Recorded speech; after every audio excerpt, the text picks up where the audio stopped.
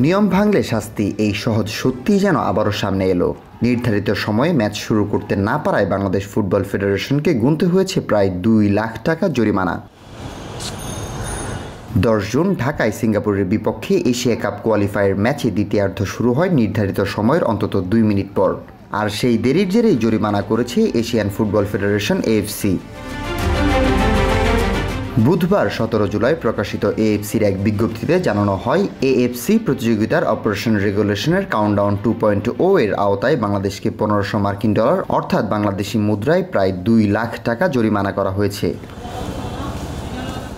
সংস্থাটি বলছে, জরিমানার অর্থ 30 দিনের মধ্যে পরিশোধ করতে হবে। একই ধরনের অপরাধ আবারও ঘটলে ভবিষ্যতে আরও কঠোর ব্যবস্থা নেওয়া হবে।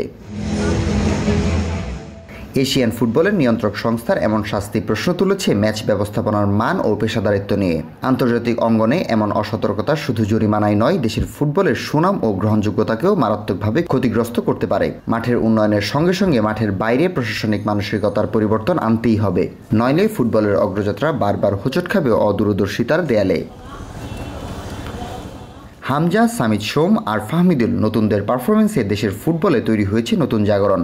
আধুনিক হয়েছে মাঠ, স্টেডিয়ামও পেয়েছে নতুন রূপ, গ্যালারিতে ফিরেছে উপচে পড়া দর্শক। তবে ফুটবলের উন্নয়ন এখন আর শুধু মাঠের খেলায় সীমাবদ্ধ নয়, মাঠের বাইরেও পেশাদারিত্ব বজায় রাখার চ্যালেঞ্জ বড় হয়ে উঠেছে। সময় ব্যবস্থাপনা থেকে শুরু করে আন্তর্জাতিক মানের সংগঠন কাঠামো, সবখানে দরকার দায়িত্বশীলতা। আর সম্প্রতি এএফসি থেকে পাওয়া শাস্তি এই কথাই পরিষ্কার করে দিয়েছে, সময়ের প্রতি উদাসীনতা আন্তর্জাতিক ফুটবলে গ্রহণযোগ্য নয়।